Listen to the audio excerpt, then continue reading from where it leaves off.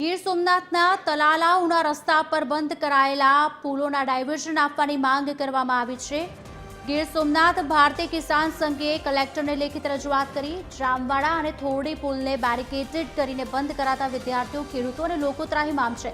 બંને પુલની આસપાસ સત્વરે ડાયવર્ઝન શરૂ કરવા માંગ ઉઠી છે। બંને પુલો બંધ હોવાથી વિદ્યાર્થીઓના અભ્યાસ પર સીધી અસર પડી છે। ખેડૂતોને જણસી લઈને જવામાં પરેશાની થતી હોવાની કિસાન સંઘે રજૂઆત કરી।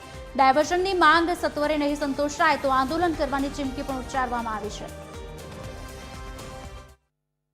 અમારા જામવાડાનો પુલ છે, હજી તો 12 વર્ષ પહેલા બન્યો છે, જેની કેપેસિટી 35 વર્ષની છે। તો એ પુલ બંધ કરવામાં આવ્યો છે, તો એ જે કોઈ ખેડૂતોને જે નુકસાની છે એને ફરવા જવું પડે, એ જવાબદારી અમારી તો નથી। જે લોકો પુલ બનાવે છે તો એની સામે પગલાં લેવા જોઈએ, અને જે ખેડૂતોને અત્યારે સમસ્યા છે, ફરવા જવું પડે છે, તો એ તમામ ખર્ચ છે એ કોન્ટ્રાક્ટર પાસેથી લેવો જોઈએ, અને આમ પબ્લિકને જે ફરવા જવું પડે છે એના ભાડામાં એને ડિસ્કાઉન્ટ દેવું જોઈએ। મારી સરકારને રજૂઆત છે કે બામણાસા અને જામવાડા તાલાળા ઉના હાઈવે સદંતર આજે 15 દિવસથી આ બંધ છે।